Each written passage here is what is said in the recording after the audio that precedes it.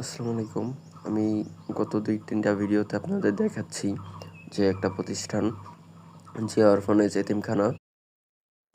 প্রতিষ্ঠানের এমন করুণ অবস্থা যে এইখানের যে প্রতিষ্ঠানের যে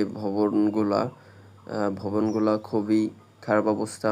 যেমন আমাদের গতকাল শুক্রবার জুমার দিনে হঠাৎ করে ভূমিকম্পতে প্রতিষ্ঠানে এমনিতেই প্রত্যেকটা ভবন ভেঙে গেছে। এছাড়া অনেক ক্ষতি হইছে।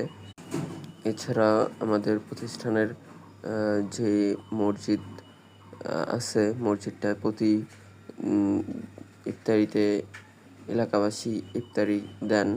এছাড়া আমাদের প্রতিষ্ঠানটা খুবই করুণ অবস্থায় আছে, যে আপনারা একটু দেখবেন আর একটু ভিডিওটা বেশি বেশি শেয়ার করবেন। আমাদের মসজিদে আপাতত ইমাম আছেন, এই যে ছেলেটা দেখতে পারতেছেন, ওর নাম হচ্ছে ফারহান। তো আমরা সকলে চেষ্টা করতেছি যাতে মসজিদটা জীবিত রাখার জন্য, কারণ এটা আমাদের এলাকাবাসীর দায়িত্ব।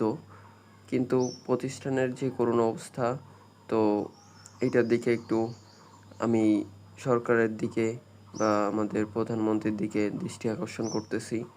দয়া করে আমাদের এতিমখানাটা সচল করে দিন।